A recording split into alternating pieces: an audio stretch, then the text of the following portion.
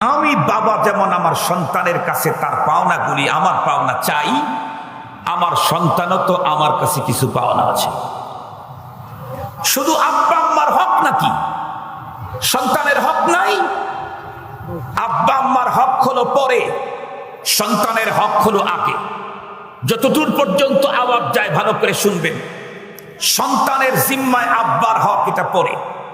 আমার সন্তান যতদিন পর্যন্ত বালেগ হয় নাই ততদিন পর্যন্ত শরীয়ত ওর উপরে আসে নাই, ওর উপরে নামাজ ফরজ হয় নাই, ওর উপরে রোজা রাখা ফরজ হয় নাই, ওর অপরাধকে রব্বুল আলামিন ধরবেন না যতদিন বালেগ হয় না।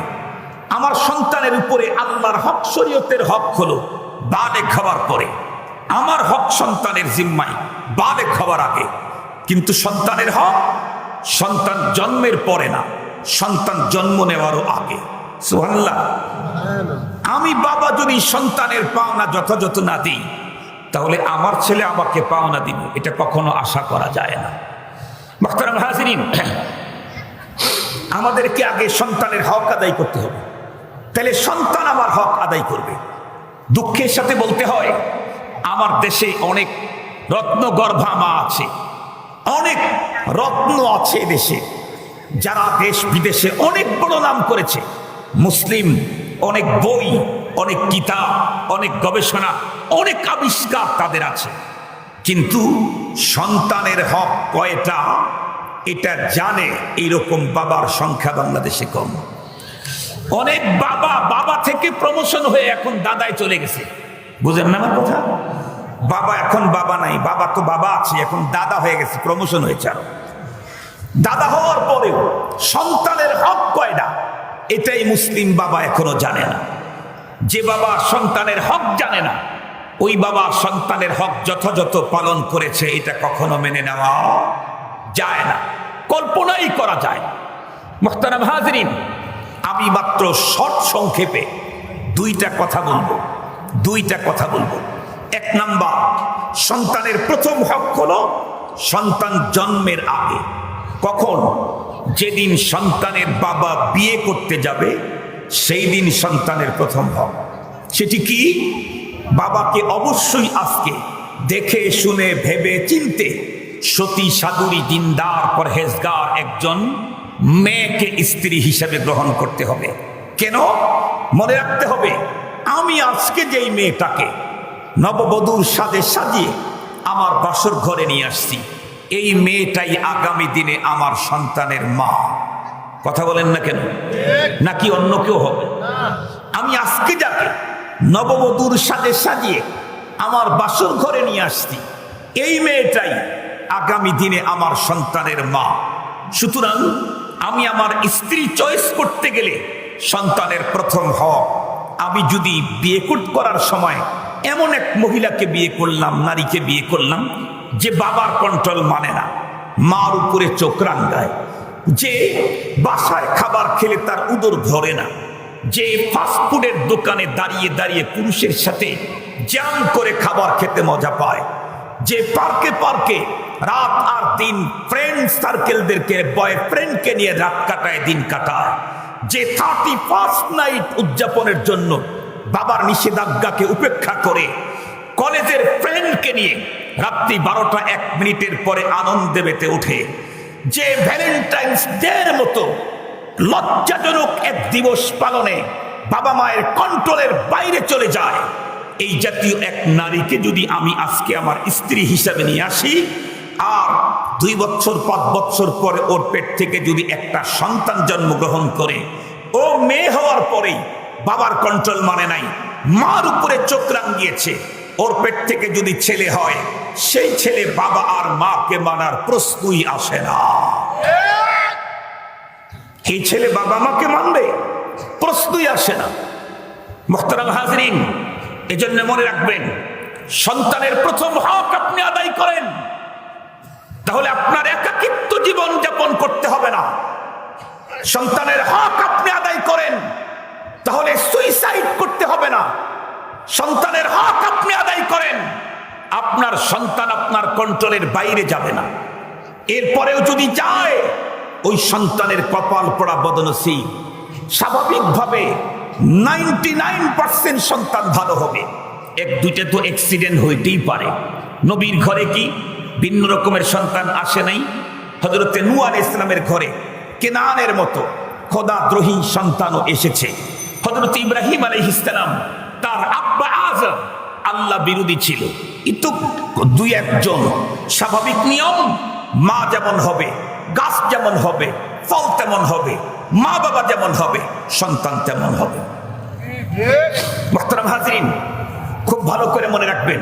তাহলে প্রথম নাম্বার হক সন্তানের, তার জন্য সতী সাদরী দিনদার একজন মা চয়েস করা। মনে থাকবে তো আপনাদের? মনে থাকবে তো আপনাদের? মুহতারাম হাজরিন, দ্বিতীয় নাম্বার হক কি? হক তো অনেকগুলি, বলতে গেলে তো লম্বা টাইম পার হয়ে যাবে, এজন্য আমি সবগুলি বলবো না, গুরুত্বপূর্ণ যে দুইটা কথা আমি বলবো। দ্বিতীয় নাম্বার হলো সন্তানদেরকে ছোট্টবেলায় দ্বীন শিক্ষা দেওয়া। দ্বীন শিক্ষা দেওয়া, ওদেরকে শিষ্টাচার, নীতি নৈতিকতা তথা আল্লাহ পাকের পরিচয় করায় দেওয়া। আমার দেশের সিস্টেম হলো, যার ঘরে বাচ্চা আসে, বাচ্চা জন্মের পরে বাচ্চার ফুপু, খালা, মা, নানি, দাদি, বাবা সবাই বাচ্চাটাকে ছোট্টবেলায় বলে আব্বা বলো আব্বা, আম্মা বলো আম্মা, দাদা বলো দাদা, দাদা দাদা দাদা বলো। এগুলি হলো আমার দেশের মুসলমানদের তালিম। আসলে পদ্ধতি কি? আসল পদ্ধতি হলো, আমার ঘরে আল্লাহ পাক বাচ্চা দিলে এই বাচ্চা ছেলে হোক, মেয়ে হোক, নাতি হোক, নাতনি হোক, ভাগনা হোক, ভাগ্নি হোক, ভাতিজা হোক আর ভাতিজি হোক, সর্বপ্রথম তাদেরকে আল্লাহকে চিনানো, আল্লাহর পরিচয় করাইয়া দেওয়া। সন্তানের মুখ থেকে সর্বপ্রথম লা ইলাহা ইল্লাল্লাহ, আল্লাহ আল্লাহ শব্দ বের করে দেওয়া। কেন? যেই সন্তান আব্বাকে চিনবে, আল্লাহকে চিনবে, এ সন্তান আব্বাকেও চিনবে, আম্মাকেও চিনবে, খালাকেও চিনবে, বোনকেও চিনবে, প্রতিবেশীকেও চিনবে। যে আল্লাহকেই চিনে না, ও আব্বা আম্মা চেনার প্রশ্নই উঠে না। জ্বলন্ত প্রমাণ বাংলাদেশের দুই ঘটনা। একটা তো কিছুক্ষণ আগেই বললাম, যে ভদ্রলোক নিজের পিস্তল ঠেকিয়ে আত্মহত্যা করল, সেই লোকের ছেলেও আছে, মেয়েও আছে। তার বাড়ি গ্রামে না, তার বাড়ি ঢাকা শহরের অভিজাত এরিয়া, ধানমন্ডিতে তার বাসা। কোটি কোটি টাকার এসে সম্পদ তার আছে। ছেলে থাকে বাইরে, মেয়েও দেশে, কিন্তু বাবার থেকে দূরে। খুব ভালো করে মনে রাখবেন, কেন এই অবস্থা? এই অবস্থা তৈরি হয়েছে, নিশ্চিত এই লোক সন্তানের হক আদায় করে নাই। সন্তানের কি হক ছিল? প্রথম নাম্বার হক সন্তানের জন্য একজন দিনদার মা ব্যবস্থা করা। কারণ মা যদি খারাপ হয়, শুধু সন্তান নষ্ট হয় না, নিজের জীবনেও কষ্ট হয়। কথা বলেন? সন্তানের মা যদি খারাপ হয়, শুধু সন্তান নষ্ট হয় না, আমার জীবনও কষ্ট হয়। শুধু সন্তান নষ্ট হয় না, নিজের জীবনে কষ্ট হয়, পুরা ফ্যামিলিতে অশান্তির দাবানল চলতে থাকে। মুহতারাম হাজরিন, আমার এক উস্তাদের কথা আপনাদেরকে শুনাই। সন্তানকে যদি আম্মা পরিচয় করায় দেওয়া যায়, তাহলে এই সন্তান আব্বাকে চিনে, আম্মাকে চিনে। আমার উস্তাদ হযরত মাওলানা মুজিবুর রহমান হাফিজাহুল্লাহ, উনি 2-3 বছর আগেও আমাদের রৌহা মাদ্রাসাতে পড়াইতেন। এর অনেক আগে আমরা যখন বেতুয়া মাদ্রাসায় পড়ি, হুজুর তখন বেতুয়া মাদ্রাসা পড়াইতেন, আমরা হুজুরের কাছে পড়তাম, হুজুরের ছাত্র। হুজুরের কাছ থেকে নিজের তার জবান থেকে আমি শুনেছি, হুজুর বেতুয়া মাদ্রাসা থেকে চলে যাওয়ার পরে চট্টগ্রাম ওই বান্দরবন খাগড়াছড়ি এলাকাতে, বান্দরবন ওইখানে একটা মাদ্রাসা আছে, ওই মাদ্রাসা সুখবিলাস মাদ্রাসা। এই মাদ্রাসার শিক্ষা সচিবের দায়িত্বে ছিলেন। আর হুজুর এত এক্সপার্ট ব্রেনি, আপনারা শুনলে অবাক হবেন। আপনাদের বগুড়া জামিল মাদ্রাসার একজন উস্তাদ ছিল হযরত মাওলানা ইকরাম হোসেন ওদুদি। উনি নিজে বলতেন, আল্লাহ যদি আসমান থেকে কোনো কিতাব এখন পাঠায় দেয় প্যাকেট করে, আর কিতাবটার সাথে সাথে খুলে একবারও না দেখে মোতালা করা ছাড়া পড়ানোর যোগ্যতা আল্লাহ আমাকে দান করছেন। এত সিরিয়াস ব্রিলিয়ান্ট মানুষ ছিলেন উনি। এই হুজুরও বলতেন, যে আমি কিন্তু মুজিব সাহেবের সামনে পড়াইতে গেলে আমার কলজা কাঁপে, আমার একটু ভয় লাগে। তাহলে বুঝেন মুজিব সাহেব কত বড় আলিম, ইমামুল মাকুলাত বলা যেতে পারে আমাদের ওই হুজুরকে। বর্তমান বাংলাদেশের ভিতরে মাকুলাতের ইমাম কারি ইলিয়াস শাহ, ওনার স্নেহভাজন ছাত্র আমাদের উস্তাদ আল্লামা মুজিবুর রহমান হাফিজাহুল্লাহ। হুজুর বলেন, আমি সুবিলাস মাদ্রাসার নাজিমে তালিমাত শিক্ষা সচিবের দায়িত্ব পালন করি। আম্মা জান অবস্থা দিন দিন খারাপ হয়ে গেল, মার অবস্থা যত খারাপ হয়ে গেল, শেষে আমি করলাম কি, আমি আমার চাকরি ছেড়ে দিলাম, মাদ্রাসা পড়ানি ছেড়ে দিলাম। হাদিস পড়াইতেন, ওইটা ছেড়ে দিয়ে আসলেন। মাদ্রাসা কোরআনের তাফসীর পড়াইতেন, ওইটাও ছেড়ে দিয়ে আসলেন বাসায়। কেন? হুজুর বলেন, আমি জানি আল্লাহ যদি আমাকে হায়াত দেয় আমি পরবর্তীতে হাদিস তাফসীর পড়াইতে পারবো, কিন্তু আমার মা তো বৃদ্ধা হয়ে গেছেন, অসুস্থ হয়ে গেছেন, উনি দুনিয়ার থেকে চলে গেলে ওনার আর খেদমত করার সুযোগ, আমি যদি 1000 বছরও পৃথিবীতে বেঁচে থাকি মার খেদমত করার সুযোগ আমি পাবো না। এই জন্য উনি কি করলেন, আমি মাদ্রাসার চাকরি ছেড়ে দিয়ে মার খেদমতের জন্য বাড়িতে চলে আসলাম।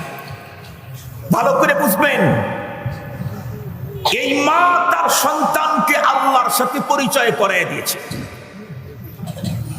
আল্লাহকে চিনাইছে, তাই সন্তান মায়ের খেদমতের জন্য চাকরি ছেড়ে দিয়ে বাড়িতে এসেছে। আর ওই বাবা তার সন্তানদেরকে দুনিয়া চিনাইছে, আল্লাহ চিনায় নাই। এই জন্যে সন্তানেরা বাবাকে ছেড়ে বছরের পর বছর বাইরে থাকে, ফোন দিয়ে খবরটা পর্যন্ত নেয় না। যেই সন্তানকে আল্লাহর পরিচয় করাইতে পারবেন, আমি গ্যারান্টি দিয়ে বলতে পারি আপনাকে উন্নত খাবার হয়তো সেই সন্তান দিতে পারবে না, আপনার জন্য উন্নত বিছানার ব্যবস্থা হয়তো সন্তান তার অর্থনৈতিক সচ্ছলতার কারণে হয়তো পারবে না, অসচ্ছলতার কারণে। কিন্তু সন্তানকে আল্লাহর পরিচয় করায় দিলে আপনি যতই বৃদ্ধ হতে থাকবেন, আপনি যত অসুস্থ হতে থাকবেন, সন্তান তখন ততই আপনার কাছে আসতে থাকবে। আপনাকে বৃদ্ধাশ্রমে পোস্টিং দেওয়ার ফিকির পৃথিবীর কোনো আল্লাহর পরিচয় পাওয়া মুসলমান করতে পারে না। মুহতারাম হাজিরিন, খুব ভালো করে শুনেন, কোরআন শরীফের মধ্যে আল্লাহ পাক কি বলেছেন? আল্লাহ পাক বলেন, কাদা রাব্বুক আল্লাহ তা'বুদু ইল্লা ইয়্যা। কাদা রাব্বুক আল্লাহ তা'বুদু ইল্লা ইয়্যা, তোমাদের রব চূড়ান্ত ফয়সালা করেছেন। এই ফয়সালা কার? কথা বলেন, কার? আল্লাহর চূড়ান্ত ফয়সালা, আল্লাহ তা'বুদু ইল্লা ইয়্যা। ইবাদত শুধু একজনের করতে পারবা, সে কে? কথা বলেন, কে? আল্লাহ ছাড়া অন্য কারো ইবাদত, পীরের ইবাদত, পয়গম্বরের ইবাদত হয় না, পীরের ইবাদত হয় না। ইবাদত হয় কার? একমাত্র আল্লাহ। সিজদা একমাত্র আল্লাহর সামনে। কোন পীর, কোন পয়গম্বর, কোন গাউস, কোন কুতুব কারো সামনে মস্তক অবনত করা যাবে না। মান্নত মানতে হবে একমাত্র আল্লাহর নামে। জিন্দা মরা কোন ওলির নামে মান্নত মানা যাবে না। মুহতারাম হাজিরিন, এটা লম্বা কথা, ওটাও বলবো না। পরবর্তীতে আল্লাহ পাক বলেন, আমার প্রথম চূড়ান্ত সিদ্ধান্ত হলো আমি ছাড়া কারো ইবাদত করতে পারবো না। 2 নাম্বার, ওয়া বিল ওয়ালিদাইনি ইহসানা। এটা আল্লাহ পাকের চূড়ান্ত সিদ্ধান্ত। যতটুক পর্যন্ত মাইকের আওয়াজ যায়, ঘরে বসে আছেন, ঘরে থেকেই শোনেন। নামাজ পড়া কার অর্ডার? যাকাত দেওয়া কার অর্ডার? হজ করা কার অর্ডার? রোজা রাখা কার অর্ডার? পর্দা করা কার অর্ডার? আব্বা আম্মার সাথে ইহসান করতে হবে তার অর্ডার। নামাজ পড়া যেমন ফরজ, আব্বা আম্মার সাথে ইহসান করাও ফরজ। রোজা রাখা যেমন ফরজ, আব্বা আম্মার সাথে ইহসান করা ফরজ। হজ করা যেমন ফরজ, আব্বা আম্মার সাথে ইহসান করাও ফরজ। খুব ভালো করে বুঝবেন, আপনারা গ্রামের মানুষ, ছোট বাচ্চারাও এখানে আসে, আপনাদেরকে বুঝাবার জন্য 3টা শব্দ আমি আপনাদের খেদমতে পেশ করি। 1 নাম্বার হলো জুলুম, আর একটা হলো ইনসাফ, আর একটা হলো ইহসান। কয়টা শব্দ বললাম? জুলুম, ইনসাফ, ইহসান। আল্লাহ পাক রব্বুল আলামিন আব্বা আম্মার সাথে কোনটা করতে বলেছেন? জুলুম। ইনসাফ কি করতে বলেছেন? ইহসান। তাহলে আসুন, জুলুম কি? জুলুম হলো কেউ আমার সাথে খারাপ আচরণ করে নাই, আমি তার সাথে খারাপ আচরণ করে ফেললাম। কেউ আমাকে কষ্ট দেয় নাই, আমি তাকে কষ্ট দিয়ে ফেললাম, এটা জুলুম। জুলুমের আরো একটা আছে, কি? কেউ আমাকে কষ্ট দিয়েছিল, আমিও তাকে কষ্ট দিলাম, কিন্তু সে যতটুকুন কষ্ট দিয়েছিল তার সাথে একটু বেশি দিলাম, তাহলে এটাও কি? জুলুম। এই দুইটা হলো জুলুম। এই দুই প্রকারের আচরণ পৃথিবীর কারো সাথেই ইসলাম অনুমতি দেয় না। হিন্দু হোক, বৌদ্ধ হোক, চারাল হোক, মগ হোক, এমনকি কুকুর শুকুর প্রাণী, এদের উপরেও জুলুম করার অধিকার শরীয়তে নাই। দেখেন শরীয়ত কি মজা। আমরা গরু জব করব, গরুর কলিজা খাবো, পোপড়া খাবো, নাড়ি খাবো, বড়ি খাবো, মগজ খাবো, জিব্বা খাবো, পা খাবো, চামড়াও যদি কেউ মাথার চামড়া মোটা হয় সিস্টেম করে খাবেন, অনুমতি আছে শরীয়তে, জায়েজ আছে। কিন্তু জব করতে গিয়ে ধারালো তরবারি ছাড়া ভোতা তরবারি দিয়ে জব করতে গিয়ে কষ্ট দিবেন, এটা জায়েজ নাই। আমার কথা কি বুঝাইতে পারছি আপনাদেরকে? গরু জব করে ওর কলজা খাবো, বড়ি খাবো, চামড়া খাবো, মস্তক খাবো, সব খাবো, কিন্তু জব করার সময় ভোতা তরবারি, ভোতা তরবারি বুঝেন তো, বোগদাক বলে আমাদের অঞ্চল ভাষায়, এটা কাটে না, ফেসাইতে ফেসাইতে চামড়াই কাটে না, এই পদ্ধতিতে কষ্ট দিয়ে তাকে জব করার অনুমতি নেই, এটা হারাম। পিঁপড়া যদি আমাকে, পিঁপড়া দেখতেছি, মাজুল দেখতেছি, অথবা দেখতেছি কি বলে বল্লা, এটা আমাকে আঘাত করতে পারে, আমি এটাকে মারবো, শরীয়তে অনুমতি আছে। কিন্তু আগুন দিয়ে পোড়ানোর অধিকার কাউকে দেওয়া হয় নাই। আগুন দিয়ে পোড়ায় দেওয়ার অধিকার দেওয়া হয় নাই কাউকেই না। আগুন দিয়ে কাউকে পোড়ানো তাযিব বিন্নার লা ইয়াজুজ ইল্লা লিরাব্বিন নার। আগুন দিয়ে শাস্তি দেওয়া একমাত্র আল্লাহর অধিকার, পৃথিবীর অন্য কারো জন্য কাউকেই আগুন দিয়ে পোড়ানোর অধিকার নাই। তাহলে খুব ভালো করে বুঝবেন, জুলুম কারো সাথেই করা যাবে না। আমার মুসলমান হোক আর অমুসলমান হোক, আমার দেশের হোক আর বিদেশের হোক, মানব হোক আর দানব হোক আর জানোয়ারি হোক। এখন আসেন আর একটা হলো ইনসাফ। ইনসাফ কি? কেউ আমার সাথে একটা ভালো আচরণ করেছে, আমি তার সাথে ভালো আচরণ করলাম অতটুকুন যতটুকুন সে করেছে। কেউ আমার সাথে মন্দ আচরণ করেছে, আমি তার সাথে মন্দ আচরণ করলাম কতটুকুন যতটুকুন মন্দ আচরণ সে করেছে। তাহলে এটাও ইনসাফ। এটা সবার বেলায় ইনসাফ, প্রতিবেশীর সাথে ইনসাফ, গ্রামের মানুষের সাথে ইনসাফ, অপর দেশের মানুষের সাথে ইনসাফ, পশু পাখির সাথে ইনসাফ, ভাইয়ের সাথে ইনসাফ, বরের সাথে ইনসাফ।